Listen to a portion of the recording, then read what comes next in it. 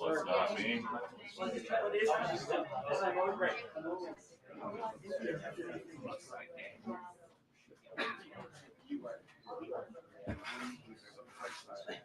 Make a red eye in. I did. What did you do? I missed that. I didn't think. Did you? What? All by yourself? The only reporter. Oh no, Matt Miser from the Post was on. I was happy to take it. I wanted to get back. Hello.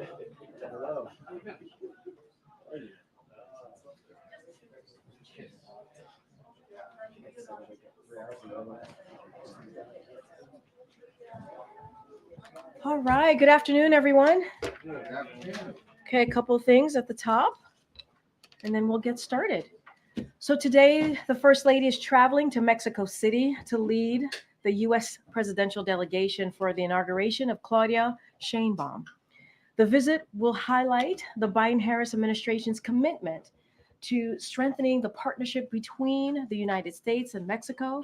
Our countries have a strong and productive partnership, and we look forward to building on the relationship under the new president of Mexico to advance our shared priorities.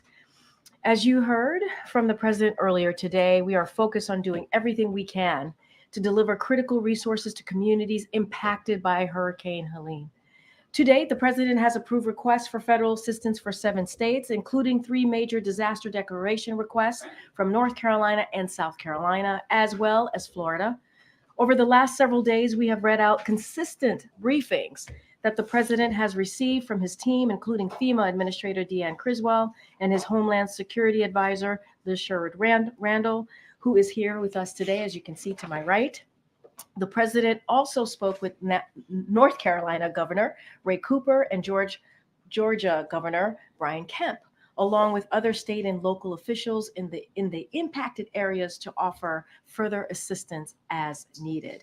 This afternoon at 3:30, FEMA Administrator Criswell and Governor Cooper will hold a press conference on the latest operational updates out of North Carolina. In the 4 p.m. hour, Criswell and Governor Cooper will brief President Biden, and then he will have an oval spray to read out additional updates to the pool.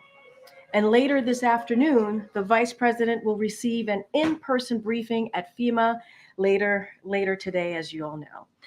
As the president said earlier today, the nation has your back, and the Biden-Harris administration will be with you as long as it takes. With that, it's my pleasure to welcome back LSR, as we call her here. Thanks, Karine. I'm going to move that a little bit, Karine. Why don't I do this? So I know you have a lot to share today. thank you. I do. Good afternoon, everyone. I'm here today to brief you on the federal response to Hurricane Helene. But first, I just want to take a moment to acknowledge the lives lost across the region impacted by the hurricane and those survivors whose lives will never be the same. My heart goes out to those who've lost loved ones and those who are worrying about whether their loved ones are still alive. And our administration and our nation is standing with the people impacted by this hurricane. To the disaster survivors across the region, the Biden-Harris administration is committed to supporting you every step of the way as you begin your recovery and you start to heal. For survivors in Florida, North Carolina, and South Carolina, whose governors have requested major disaster declarations, the president approved them immediately over the weekend. And we urge those citizens who are seeking FEMA assistance to sign up for that assistance as quickly as possible. You can do that either by calling 1-800-621-3362, registering on disasterassistance.gov, or by filling out an application on your mobile device through the FEMA app. And that brings me to our response. Under President Biden and Vice President Harris's leadership, we are providing urgent and extensive federal support for the ongoing response and recovery efforts to Hurricane Helene.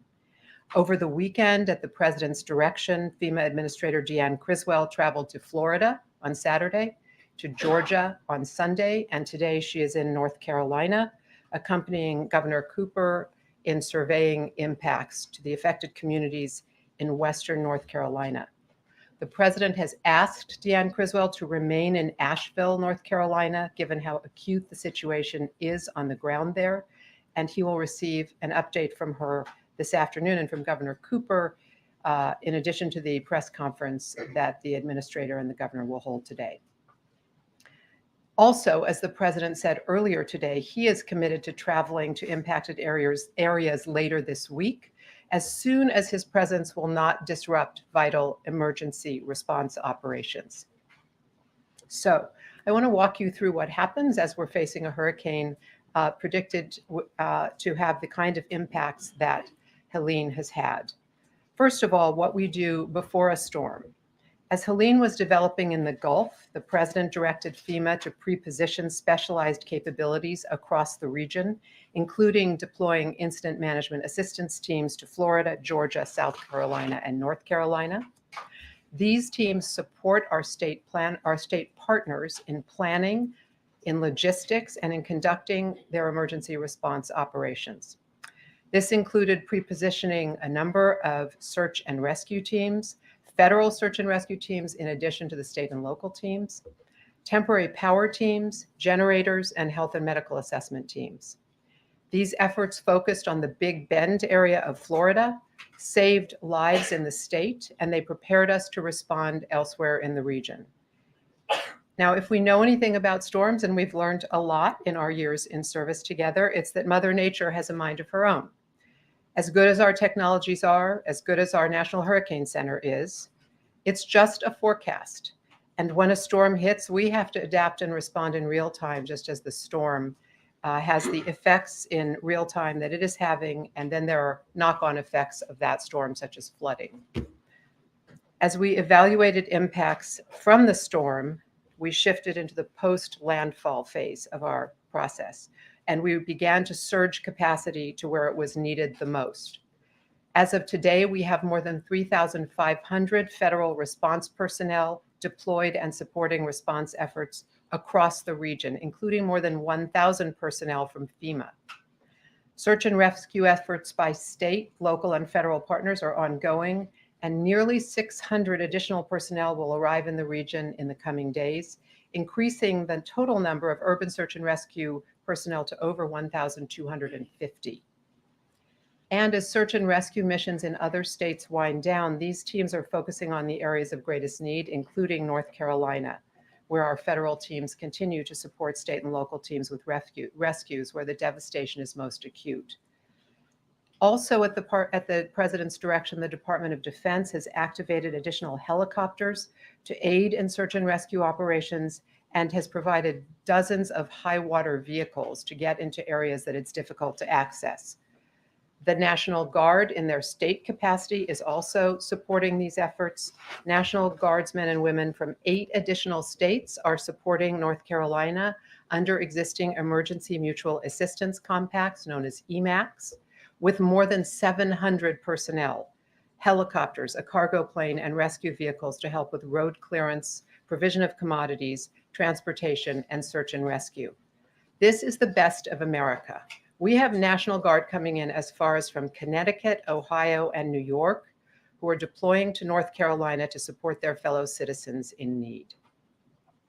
In addition, about 200 medical responders are also stationed in Florida, Alabama, and North Carolina, along with medical equipment and supplies, to ensure the continued healthcare delivery that is required following the landfall of Hurricane Helene.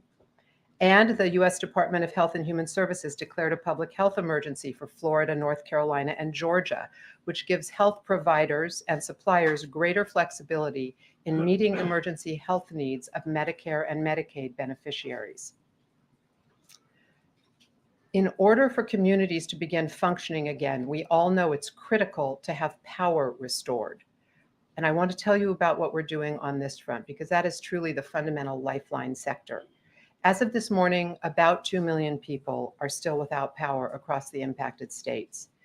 At least 50,000 personnel from 31 states and DC and Canada are responding to power outages throughout the region via established mutual assistance agreements between utilities and working around the clock throughout parts of Florida, Georgia, North Carolina, and South Carolina to restore power to those communities that can receive it, where the infrastructure can take power on the lines.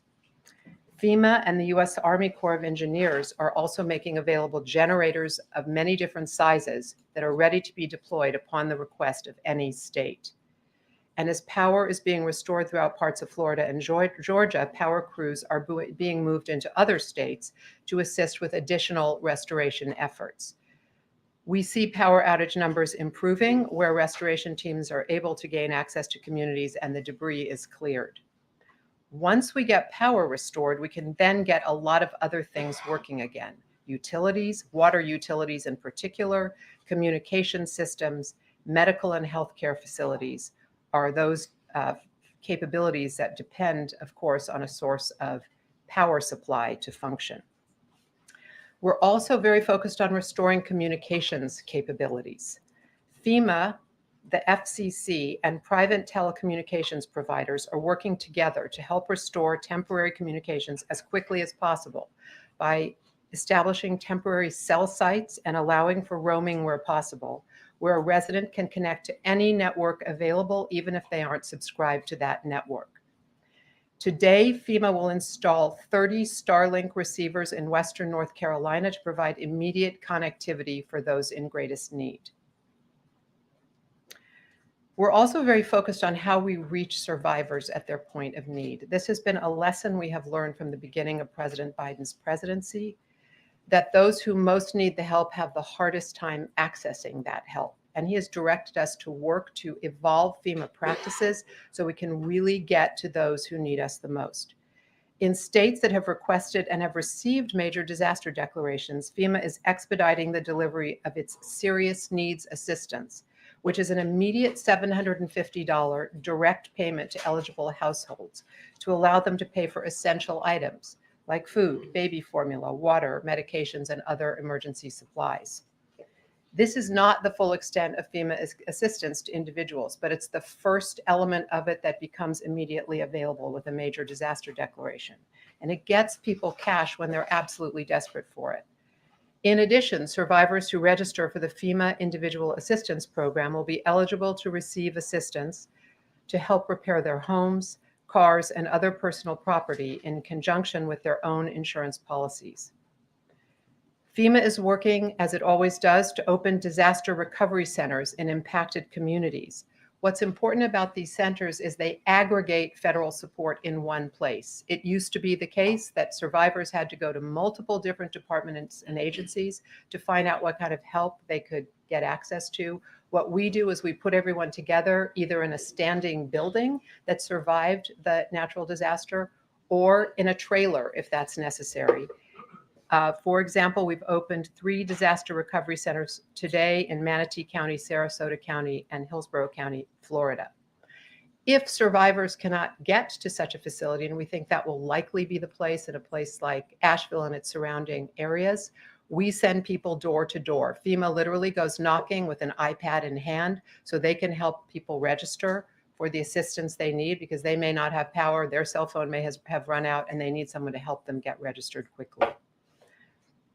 In North Carolina, we're focused right now on clearing roads and removing debris, restoring communications and power, and ensuring access to healthcare and the continued flow of commodities and food, commodities like food and water, to where they're most needed.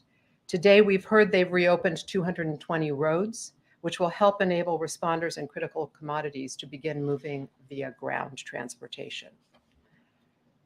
While FEMA has been at the forefront of the response, and it's very meaningful to have them on the ground, they serve as the coordinator of the orchestra of a wide-ranging federal response. And that's something a lot of people don't understand. What FEMA does is it mission assigns, that's the term of art, quote, mission assigns, roles and responsibilities across our government in the wake of a disaster. And so what they do is coordinate the identification of and delivery of those resources when they're needed and where they're needed. I want to go through some of what other departments and agencies are doing so you can hear the full scope of the federal response, which gives more clarity than just saying FEMA is doing this. The U.S. Army Corps of Engineers deployed power restoration teams, including in Buncombe County, North Carolina, where Asheville is located, for temporary emergency power, debris removal, and infrastructure assessment, including for dams throughout the region. The Department of Defense has mobilized 22 helicopters in support to response in western North Carolina. Staged at Fort Liberty in North Carolina, there are multiple helicopters available to support air bridge operations to move personnel and necessary supplies and equipment into the disaster area. 4 helicopters from DoD are actively supporting the urgent search and rescue operations that are ongoing in western North Carolina. The other 18 are helping to move response personnel and deliver critical commodities and support into remote and isolated communities that are not accessible by road right now. DoD has also made available, as I mentioned, 30 high-water vehicles available for search and rescue and has set up 5 incident support bases across the region to continue providing support to those who need it in the surrounding areas. The U.S. Coast Guard has thousands of personnel working on response efforts and is conducting post-storm assessments to support the rapid reopening of impacted ports in Florida. The U.S. Department of Energy has responders deployed across the region, primarily in the state emergency operations centers. While I noted that power restoration numbers are trending in the right direction, it's important to remember that these will be complex multi-day efforts in many locations due to the extent of damage and the ongoing access issues. Utilities are facing widespread flooding and debris that is impeding access to damaged infrastructure. And one of the things we've learned in prior incidents like this is it's really important to set public expectations about when they can anticipate that power will return so that they take the necessary steps to be safe and to secure additional support, for example, moving into a shelter if power isn't going to come on for some time where they live.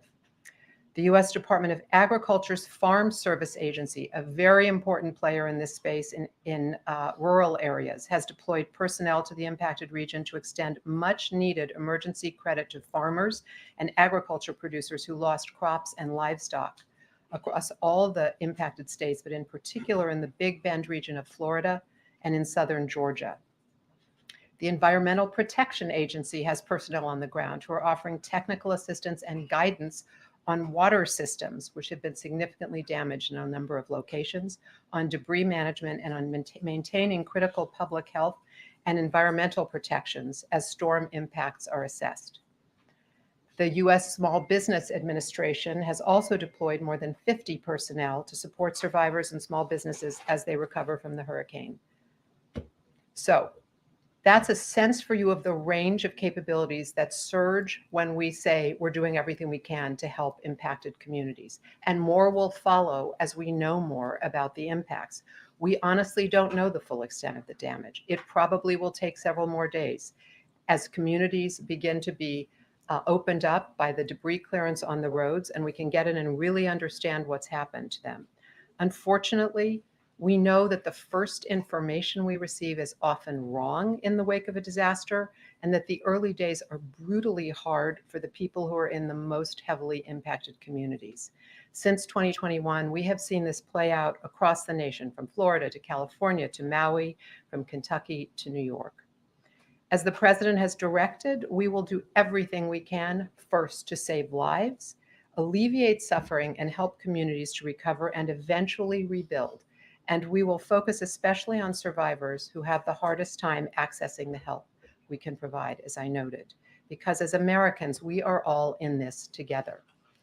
Thank you for giving me a chance to lay that down for you, and I'm glad to take a few questions. All right, and LSR has to go see POTUS pretty soon.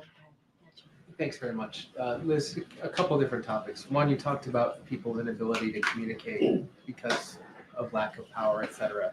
Can you give us any sense of how, whether you're working with mobile phone companies or the private sector at all to help boost the ability to communicate? And secondly, do you have any sense now of where the death toll is going and what the cost of rebuilding will be? So on the effort to get communications restored, we work with, not personally, but FEMA works with the FCC and with private sector companies. All of the major providers participate in this. And as you heard me say, if you're not, let's imagine, a customer of AT&T, but Verizon is able to get some coverage in your region, you'll get free roaming in order to get access. We're also moving in Starlink receivers, as I said, because we need more capability where we think it will be a while before any of those cell towers that we would normally be dependent upon will be working again. So we have a multi-pronged effort when we need to get communications capabilities in, involving a variety of technologies. Some of them are more novel solutions, some of them are more traditional. I'll just say on the death count you asked about. So the current data we have is that it looks like there could be as many as 600 lost lives, but we don't have any confirmation of that. We know there are 600 who are either lost or unaccounted for. And so that work is ongoing. I'll caution you, because we've seen this before, those numbers vary widely. There's a lot of reporting that doesn't add up about the numbers. And so while we may see the numbers go up as we get to more locations that have not yet been fully developed in terms of disaster immediate emergency response operations, we may see more people who unfortunately perished. But we may also not see the numbers skyrocket as people have predicted they might. So I would just urge you to wait until we have the facts, and we'll report them to you as we have them. Thanks, Liz. You mentioned that in the run-up to the storm, the focus of the preparations was on the Big Bend area of Florida, and then it moved as the storm moved inland. Were you surprised by the impacts on the flooding side? Was there something wrong in the forecast that you should have pre-positioned assets differently to prepare for this sort of situation? I know that there'll be time for an after-action report later, but are you now at the point of where now you're kicking yourself that you didn't do something, Thursday or Friday? So we can never know exactly where a storm will go. Of course, we will do, with our colleagues who do the weather predictions, an analysis of what we knew and what we didn't know and how that evolved. We were very concerned about a major hit on a city like Tallahassee, which could have catastrophic impacts. When the storms make landfall, as you know, they're at their highest velocity.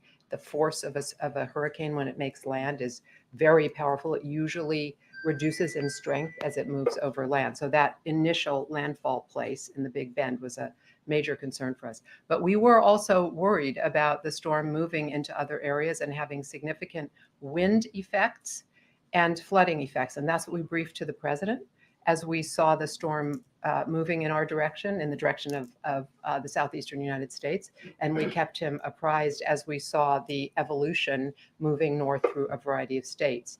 We can't know everything in advance. And one of the reasons we surge capabilities into the region is then to be able to get them closer. They can't be in the spot the hurricane is going to hit in advance. They have to be in a location in which they wouldn't be affected and then move in. So having the resources in the southeast already was very beneficial for all the states in the region. And you mentioned the importance of setting expectations, right? So for the folks who are in the affected areas who are able to consume this now, hopefully to the extent that they can, how long should they be expecting to wait now to access, their basic needs, power, water, food, shelter, until the federal government can provide that for them? Well, we are moving now to get food and water, medical supplies, and other essential survival needs into the most devastated areas in North Carolina. That's what I described about using DoD helicopters, for example, to move into areas which are not accessible by ground. I was referencing the point that I think we all experience this when the power goes out. You want to know how fast it's going to come back on. In a situation like this with this much devastation, it could be a long time. So you can't just wait it out. You may need, and this is really for people listening, you may need to make alternative arrangements to get to a shelter where you can be safe and get access to electricity to power your phone, where you can get pharmaceuticals if you need them, if you lost everything, where you can begin to work toward the rebuilding of the basics of your life, while your community is addressing the consequences of these devastating storms. Go ahead. Thank you, Liz, for providing all this information and reminding us that the numbers could change. I just want to fact check two things with you, if I could, given that you oversee Homeland Security broadly. First of all, did the president speak with Georgia Governor Kemp yesterday? Yes. Have they spoken again? President Kemp has said so in public. Governor Kemp. I'm sorry, Governor Kemp has said so yesterday. Thank you for correcting me. The president spoke to Governor Kemp yesterday. Governor Kemp has stated today that he spoke to the president and appreciated the offer of all the help the president has offered, anything you need. So if the governor would like to speak to the president again, of course the president will take his call. If the governor wants to submit a major disaster declaration, we'll move that very quickly through our system. And we're working very closely with every state in the impacted region, and we extend a hand. We work with the state emergency operations managers, the whole team in place in every location. And that's work that we've been doing, not just in the wake of a hurricane, but we do it all the time to build those relationships, strengthen our capabilities, plan for and prepare for disasters. And given that Homeland Security is your portfolio and the Secret Service falls under Homeland Security, let me ask you one other sort of fact check here. Donald Trump alleges on social media, quote, "The Democrats are interfering with my campaign by not giving us the proper number of people within Secret Service that are necessary for security. They're using them for themselves even though they don't need them." Is that true? The president has directed the Secret Service to provide every necessary resource and capability that is required to ensure the safety of the former president of the United States. Okay.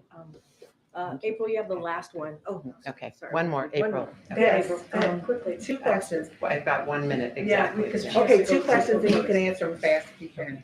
In the short term, you talked about the immediate short term, but what about the long term with this devastation? Number one, housing for those who do not have shelter. What are you thinking? I mean, there have been lessons learned since Katrina as to how to house people. We work on immediate sheltering capabilities with the Red Cross and others.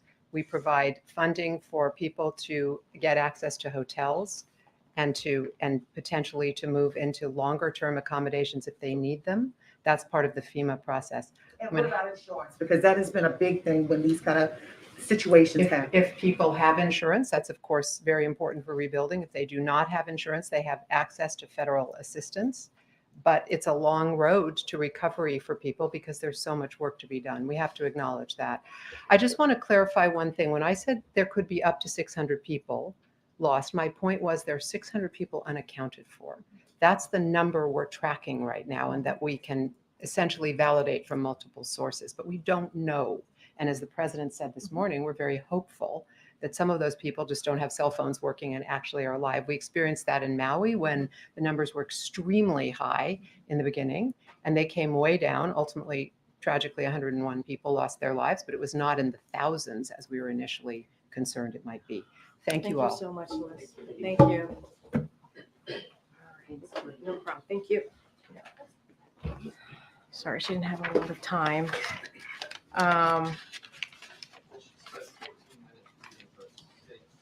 Well, it was 14 minutes of laying down for the American people, not just for all of you, of how this works. We have people who are indeed suffering and waiting and wanting to hear, not just from the local government and the state government, but also from the federal government. What are we doing, right? What are we doing to help them and how we're working together? And I think what you just heard from Liz is how we're working in tandem together with local, state, and federal government to help the people in North Carolina, Georgia, and Florida. And I think that matters. And I think it's important for them to hear from the people who are actually doing the work. And she gave a laydown, and I'm sure, I know I did. I learned how this all works and how the communication works amongst all of us, and what is available also is incredibly important. I do want to read a quote because this is really important to Ed's question. Governor Kemp, and this is what Liz was saying, said in his press conference earlier today. So I just spoke to yesterday. I just spoke to the president. He just called me. He just called me yesterday afternoon. So he said this morning. I missed him and called him right back. And he just said, "Hey, what do you need?" And I told him, we got what we need. We'll work through the federal process. He offered, and if there's other things we need, just to call him directly, which I appreciate that. That was a quote directly from Governor Kemp. So this is to continue the fact checking that Ed asked us to do. All right, go ahead. Thanks, Karine. Overseas, what is the level of knowledge that the U.S. has about Israel's intentions on its northern border? Has the U.S. been briefed on specific operational plans to launch some sort of ground incursion into Lebanon? So look, I'm not going to get into private diplomatic conversations from here. Certainly would refer to the IDF to speak to their own military operations and their plans as we normally do. But we do understand that the strategic purpose of this is to make sure that Hezbollah cannot maintain the capacity to attack Israeli communities from the immediate opposite side of the border. And so that is our understanding, but I'm not going to go into specifics of our diplomatic conversations Is here. that a goal that the president and this administration is supportive of? Look, what we will say and what I will say to you, and we say this all the time, this is nothing new, that Israel has a right to defend itself against Hezbollah, against Iran-backed groups. We're talking about Hezbollah, Hamas, the Houthis. And so we are in constant discussion with the Israelis on the best way to move forward. And we would certainly refer you to any, as I said seconds ago, to the Israelis on their own ground operation. Of course, we want to see a ceasefire. That would give us the space, as we have been saying, of diplomacy and enable citizens, right, to go back to their homes on both sides. And ultimately, a diplomatic resolution is what we want to see, and what we want to make sure is that is in place. And we're going to certainly continue to have those conversations with Israelis and others on how to make that happen. And then just briefly, the president this morning said he was anticipating needing a supplemental for disaster relief. When will he send that to the Hill? And does he have a dollar figure in mind yet? And so, look, you know that we provided a robust emergency supplemental for the CR, right? For the CR that didn't go through, that didn't make it. And so we're going to continue to have those conversations. We are disappointed that didn't go through. We're going to continue to have this conversation. As the president said, we're in constant communications with members in Congress, and we want to make sure that they move quickly on this. I don't have details or specifics, but we did provide a robust request on more additional funding for these types of emergencies to continue that, and it didn't go through. And we were certainly disappointed to see that. Okay, right behind. Yeah. If he does decide to ask for a supplemental, will he have to call Congress back, or is there another way to do it? The president was asked about that, Yeah, but and he just said it's something that certainly he is considering. I just don't have anything. I'm not going to get too much into hypotheticals. Yeah. The urgency of this, when would we expect to know if he was going to ask for one, how much it is, and if he's calling them back? So look, I don't have anything to add on if he's going to call them back, how much it is, which is very similar to the question that I got from Zeke. We did provide a robust supplemental component to get more funding in the CR. It did make it through. Was not included. But what we're doing right now, and I think it's important, and you heard that from Liz, you've heard that from the administrator. Let's not forget the FEMA administrator was here in this room on Thursday because we wanted to make sure that people understood what was happening and what was coming. But we're going to do everything that we can to make sure that Georgia, North Carolina, Florida, the impacted areas have the resources that they need to deal with the devastation, the aftermath of this. Karine, the president said this morning that, quote, "I'm comfortable with them stopping," with regards to the Israeli potential incursion into Lebanon. What did he mean by that? And does that mean he's uncomfortable with them continuing? No, I answer that question, which is we believe that Israel has the right to defend itself against Hezbollah and Iran-backed groups. We have said that. We've also have said that Israel is in a tough neighborhood. You've heard us say that. They really are. And so we believe they have the right to defend itself. What we also want to see is a diplomatic resolution here. We do want to see a ceasefire. Ultimately, that's what we need to see in order to get to a place where we can get to a ceasefire, right? Where we can see citizens going back to their homes on both sides. So that still remains to be true. But do we want to see, ultimately want to see get to a place where we get to a diplomatic resolution? Yes, that's what we want to see, for sure. He's uncomfortable with them continuing. No, what we have said is consistently, Israel has the right to defend itself against Hezbollah. We are not shedding tears over a terrorist that was killed. That terrorist has American blood on their hands. And so we're certainly not going to shed a tear over that. We've been very clear. Israel has the right to defend itself. We've been very clear that the security of Israel, when it comes to its security, our support is ironclad. That has not changed. That has not changed. Karine, switching to the hurricane, our reporting teams on the ground say that there are many residents there who are frustrated that more aid has not been distributed. And some of them haven't seen the federal government there for days. What would you say to those folks? What I will say is certainly our hearts go out to them. Obviously, this is a tough, difficult time. And what I will also say is we have their back, and we can understand that. We can understand how things are incredibly confusing right now, incredibly difficult right now. Some people don't even know if their loved ones are alive or not. And so what I can say and what the president has said, and I think what Liz has iterated as well, is that we want to make sure that they have, the folks who are in the impacted areas have everything that they need, the resources.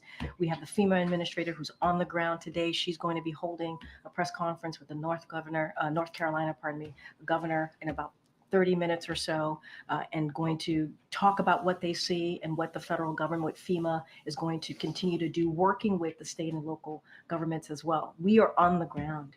We are on the ground. And as you know, there was a reason why the FEMA administrator was here on Thursday to lay out what we were doing ahead of time, how we were pre-positioned on the ground, and warning people because we understood that that is also part of our job. But we're going to do everything that we can. Following up on a previous question quickly, you mentioned pre-positioning. Yeah. And she did mention that assets and resources were pre-positioned in Big Bend. I know that question was asked before, but bluntly, should more resources have been pre-positioned in and around North Carolina? So look, I think Liz kind of talked about that, about when she was asked a question on our prediction of the storm and how bad it was. And so certainly I'll let the experts speak to this. But again, pre-positioned, we had generators, food, water, along with search and rescue and power restoration. And right now we have U.S. Army Corps of Engineers. They're moving generators into impacted areas. We have 3,600 personnel from across the federal workforce are deployed and supporting Hurricane Helene. This includes 24 federal urban research and rescue task force, over 1,300 personnel working to rescue people who may be stranded to date. They have rescued about and supported over 1,400 people across the impacted areas. These are, if you think about the federal employees who are part of these agencies, right, FEMA and others, this is what they do. This is what they do. This is what they're trained to do. This is what they're ready to do. And it doesn't matter which state it is, right? It doesn't matter if it's a red state or blue state. This is their job, to get food there, to get generators there, to save some lives, to rescue people. And so we are very proud of the work that they've done. And we understand that people are very much suffering on the ground and trying to figure out what is going on. And we have our folks there, and we're going to do the best that we can. Okay, Peter. Thank you, Karine. 13,000 people who have been convicted of murder crossed the border illegally and are living among us.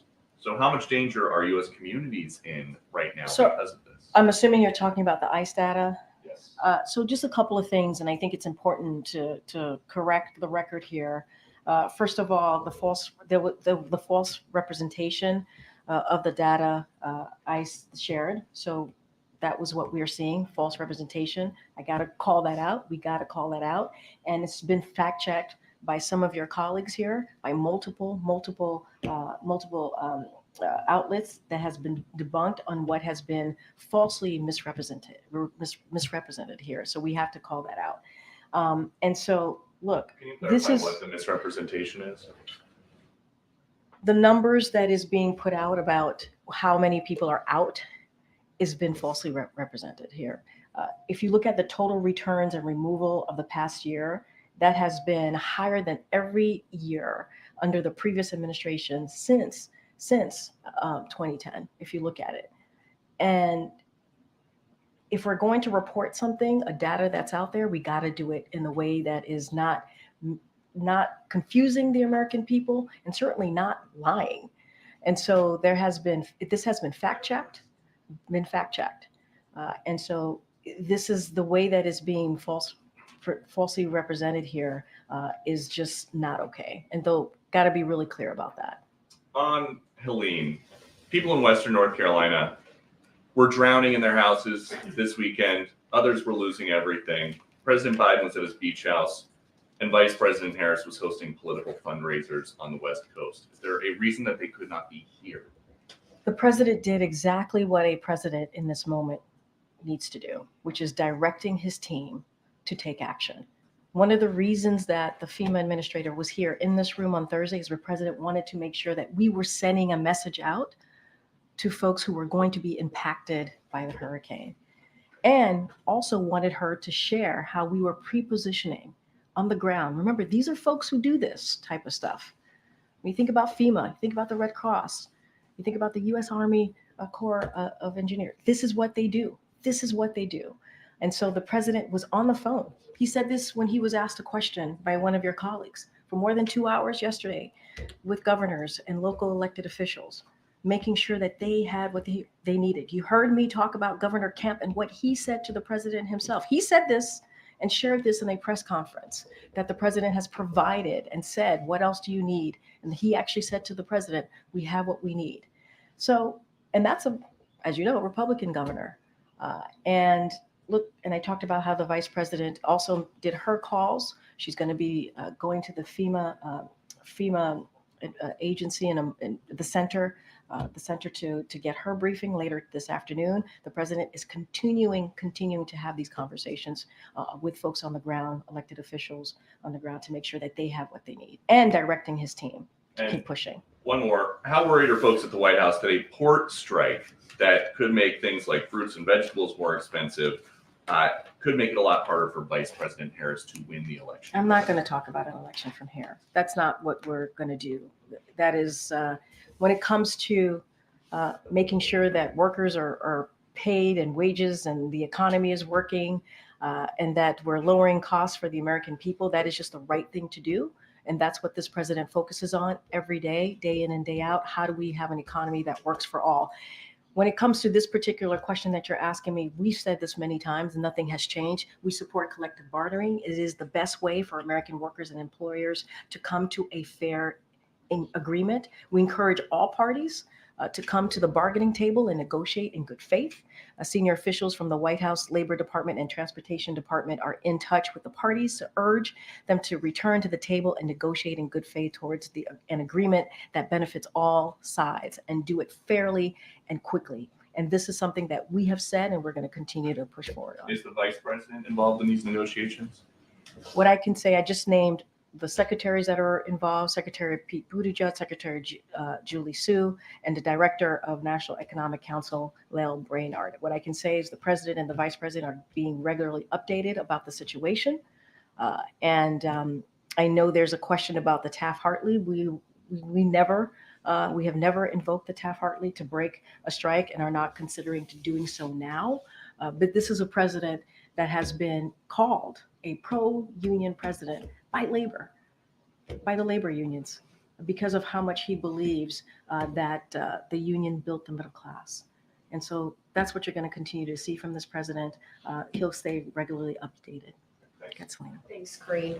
Former President Donald Trump is in Georgia, in a region that's been hard hit. Now, given all the security that's needed to accommodate him, is his visit putting a strain on resources there or impacting relief efforts? Here's what I can say, and he's heard this from this president earlier today in his remarks, where he said he will visit the impacted communities this week, and is taking caution. He's taking caution to avoid using critical resources that is needed right now on the road, on the ground, that people need. And so that should be everyone's top consideration right now. That's what we should be doing. That's what we should be focusing. And I'll leave it there. So were there any requests for Trump to delay his visit? I'm not getting into any more than what I just stated. The president has been really clear about how he sees his presence on the ground. As you know, when the president traveled, it's a big footprint. In this particular moment, he wants to make sure that he's not taking away resources. He wants to make sure that it is not taking away from the emergency resources that are on the ground. And as I just stated, he believes everybody should adhere to that. And in terms of the dock workers that are set to go on strike, at what point would the president be willing to intervene? How long would he allow that to go on? and at what cost to the I'm not going to get American into economy? hypotheticals. I'm not from here. Would the president consider walking the picket line? I'm not going to get into hypotheticals. We believe that collective bargaining is important here. We've always said that. We believe that both sides should come to the table in good faith and get to an agreement, a fair agreement. There been any progress in those conversations? I just don't have anything else to share here. Gotcha. Yeah. On a separate topic, different topic, the incoming Prime Minister of Japan has said, has called out or proposed the idea of a Asia NATO. I'm wondering if that's something that the president would consider. I haven't spoken to the president about that. As you know, there's one NATO. The NATO has grown by 2 countries, which is because of the president's leadership. Let's not forget when Putin invaded Ukraine, he thought that NATO was going to be weaker, and that did not happen.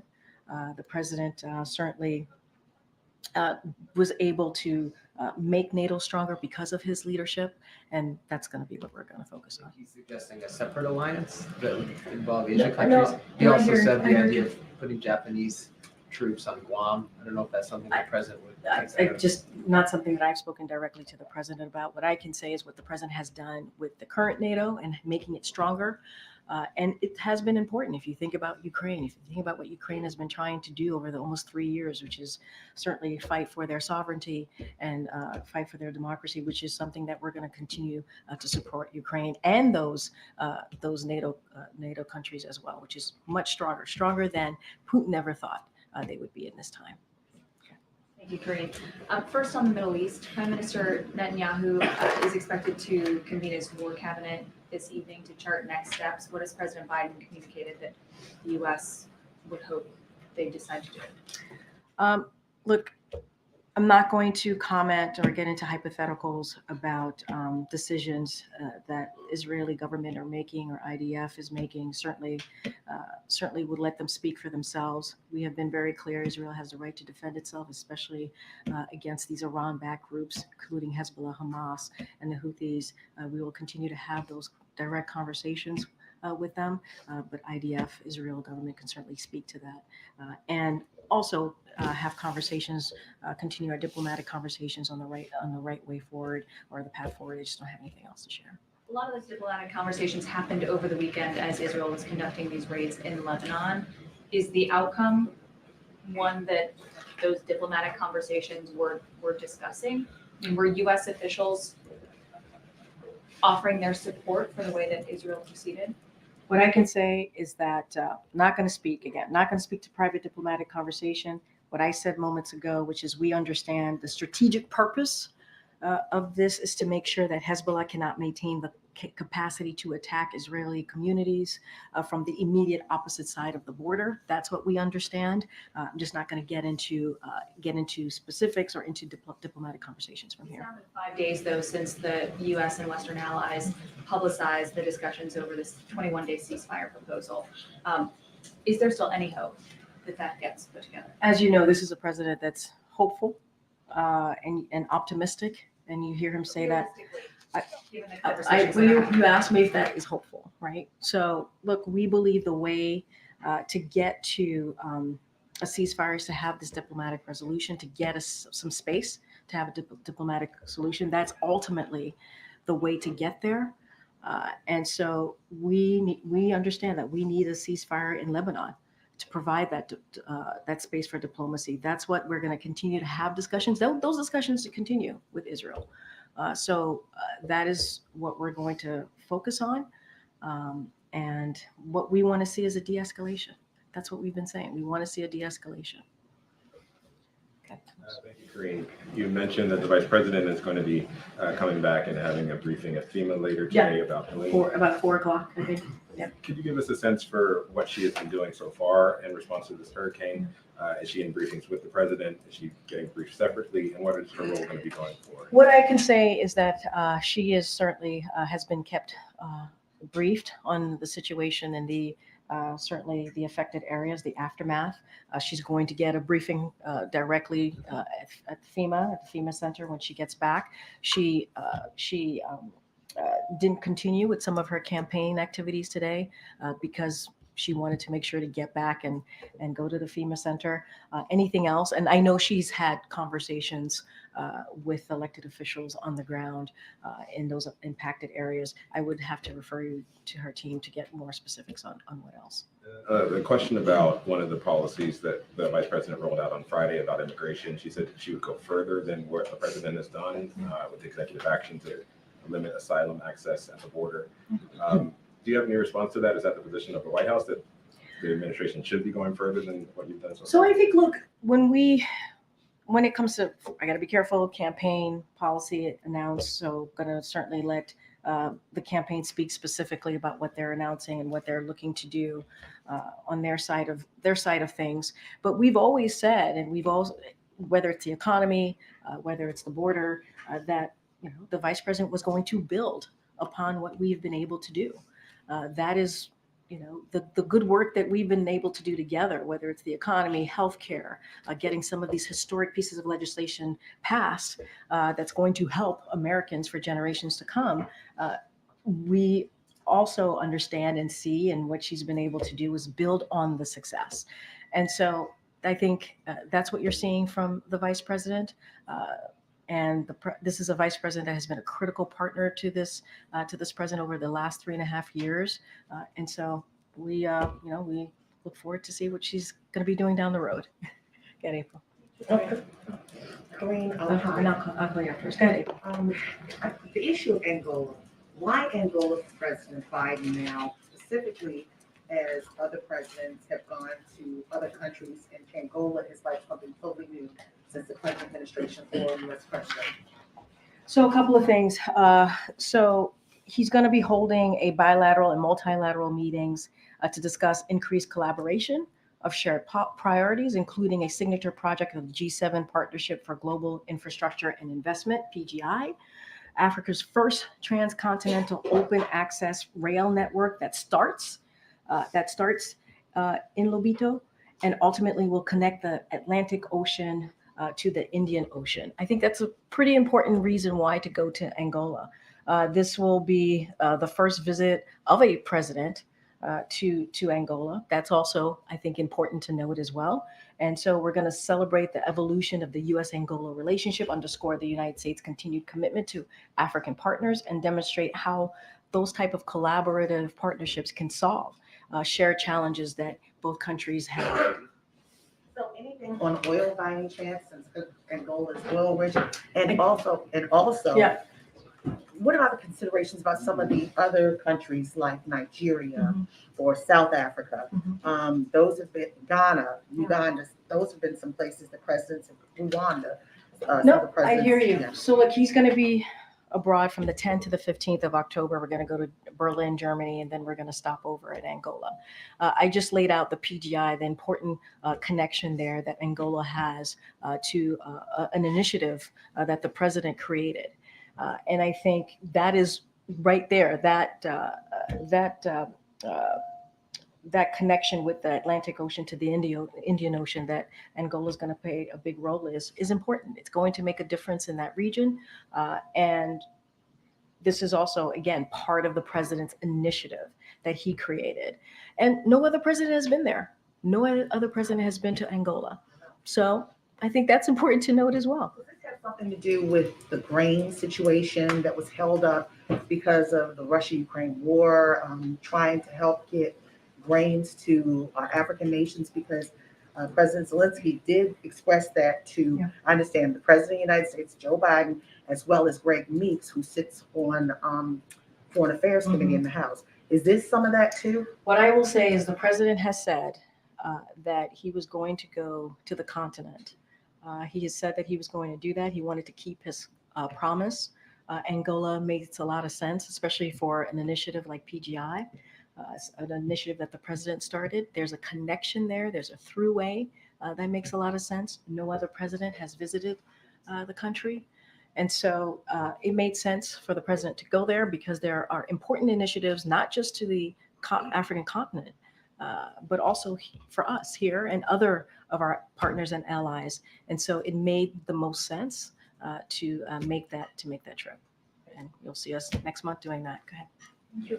So the president didn't seem comfortable this morning with the ground operation in Lebanon. He said he was comfortable with them stopping. Now it seems imminent. Did the president take any action to try to prevent a ground operation in Lebanon? So say that one more time. So this morning, President Biden said Yeah. that he was comfortable with them stopping about Israel, and so did he take any action to try to prevent such an operation in Lebanon? So I'm not going to get into diplomatic conversations from here. What I've been saying multiple times is Israel has the right to defend itself against Hezbollah, against Iran-backed groups like Hezbollah, like Hamas, and also the Houthis. They are in a difficult neighborhood, right? To say the least. And they have to have the ability to defend themselves. And so that's what we support. That's what we believe. That's what we have said. We're going to have conversations with the Israeli government about the best way forward, the best way to move forward. But I'm not going to get into diplomatic conversation. But I have been very clear. We believe that Israel has the right to defend itself against Hezbollah. Lebanon is very small, so when Israel, for instance, attacked Beirut, South Beirut, many people who have no link with Hezbollah are being hit. It will be the same if they do a ground operation in Lebanon. It won't be only the Hezbollah who's going to be targeted. So does the White House still support this ground operation in Lebanon? So are you talking, so say that one more time? You say that basically the goal is to target Hezbollah. But if there is a ground operation, I'm not speaking for the goals of the IDF or the Israeli government. What we have said is Israel has the right to defend itself against Hezbollah, against Iran-backed group. We've been very clear about that. I'm not going to stand here and speak to Israel's operations. That is not something that I can do. It's something that I would have to refer you to IDF. And that's what we've been very clear about. Thank you so much, Karine. During these frantic diplomatic discussions over the situation in the Middle East, did the president communicate any sort of consequences for this continued behavior in addition to his wish for a ceasefire? Did he, for example, say that maybe certain weapons would no longer be provided to Israel or tease to that? Our policy has not changed. It just hasn't. It has not changed. And again, Israel has the right to defend itself. We've been very clear against Iran-backed groups like Hezbollah, like Hamas, the Houthis. I'm not going to get into diplomatic conversation, but our policy has not changed. Okay, on Taiwan yesterday, the president announced the largest ever military drawdown for Taiwan. What was the purpose of this? What was his thinking? And is this intended to, what was the message he was sending with that decision? And is it meant to kind of hold Taiwan over in case there is, for example, a change of leadership in the United States? What's the point of this? So our overreaching goal remains the same, right? And we have said that maintain peace and stability across the Taiwan Strait. That is our goal. And we've always been very clear about that. And that's what we want to see. So I'm asking specifically about the timing of this. This comes at the end of his presidency, and this is the largest ever military drawdown. What does that communicate? So look, I think if you think about the drawdown, it is pretty much consistent with our longstanding one China policy. So I want to make that clear. It has not changed, and it remains the guide by the Taiwan Relations Act, 3 joint communiques and 6 assurances. Again, our overreaching goal is to continue to maintain the peace and stability across the Taiwan Strait. And that is something that we have been focused on over the last 3.5 years, and we're continuing to do this. But the administration use of the PDA for Taiwan is one example of our continued commitment to help Taiwan maintain a sufficient self-defense capability. And so that's what we've been continuing and trying to do.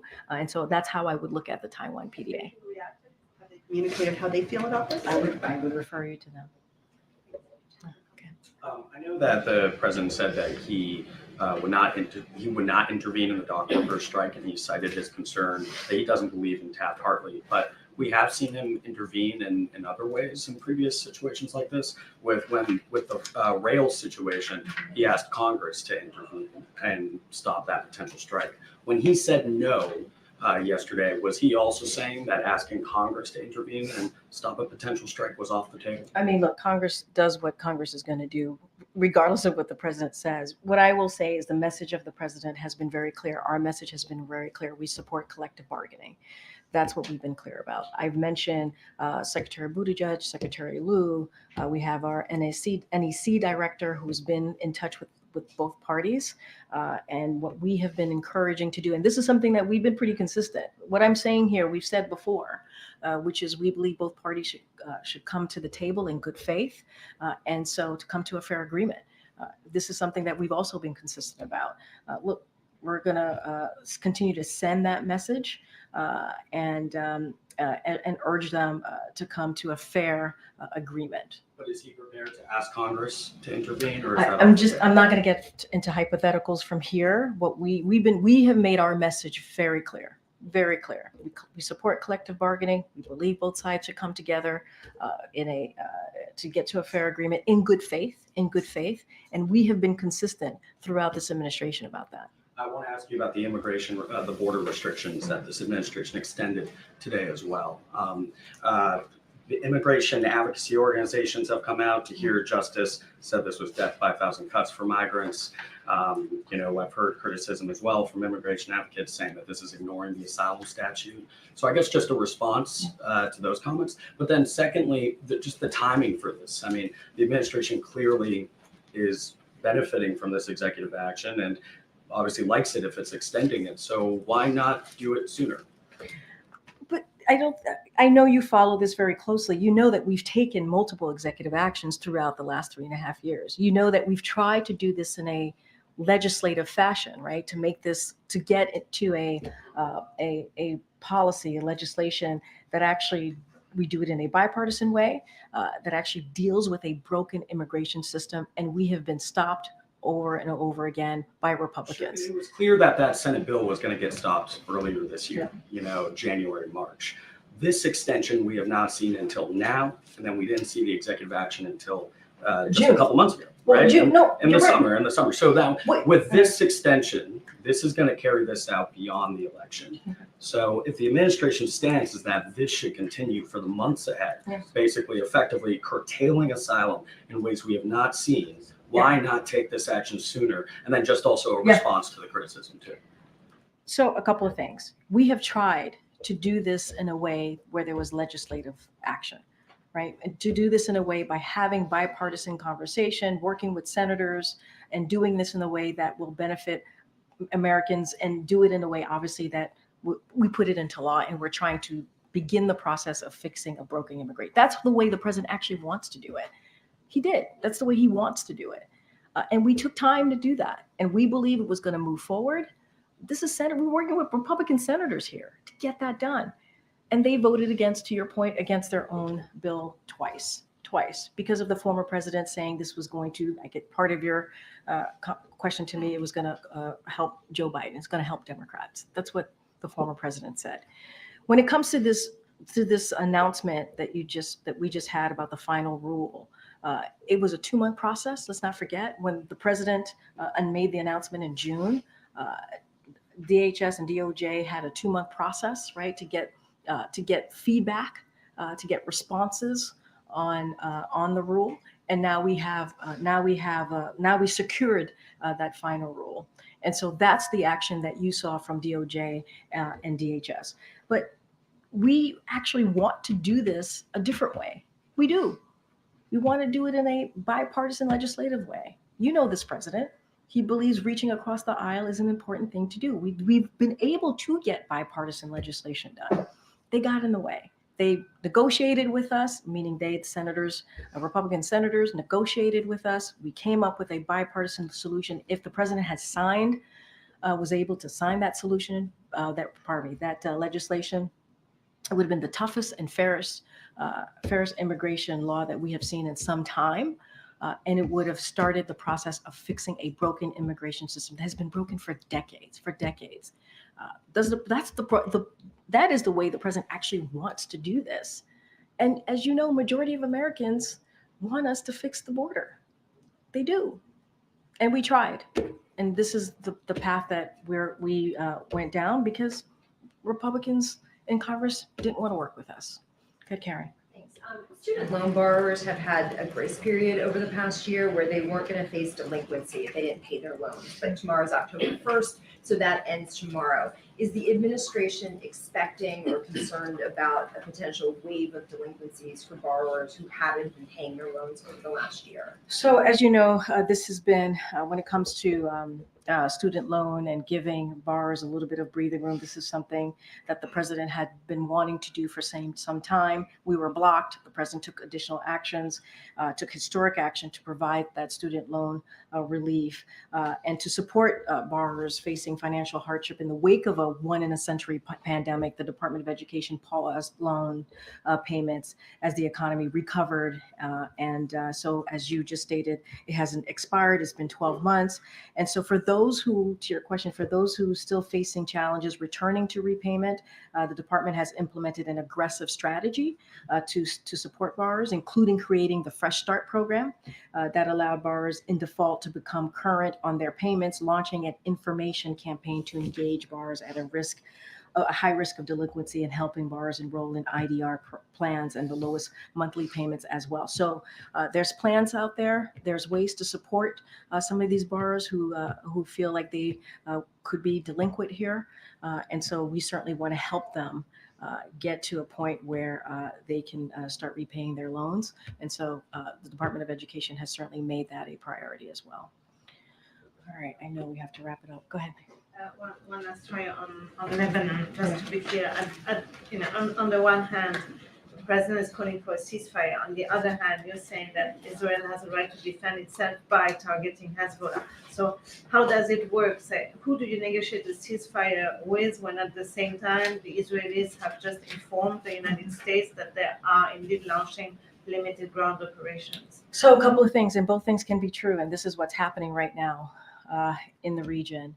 And I've said this multiple times, Israel is living and is in a really tough neighborhood. And they have to be able to defend themselves against Hezbollah, against the Houthis, against Hamas. And that is the reality. That is the reality that they are living in. And that's what we have been very clear about, making sure that our security, that we support for Israel's security is ironclad, and that's what you'll continue to see from this administration. At the same time, we do want to de-escalate. At the same time, we want to see that. And ultimately, we believe in a way to get to a ceasefire, to de-escalate, is to create a space, is to get to a ceasefire so we can create a space for diplomatic conversations. And in this case, that's what you're seeing. We're still talking to Israel. We're still having those conversations. That has not stopped. And so that's what you're going to continue to hear from us. All right, I think I have to wrap it up. Good. Still more light question, but tomorrow is Jimmy Carter's 100th birthday. I think the president sent around a note on the weekend, but should we expect anything in terms of a phone call or anything? Stay tuned. Stay tuned. I'm not going to get ahead of the president. All right, everybody. I'll see you tomorrow. Thank you.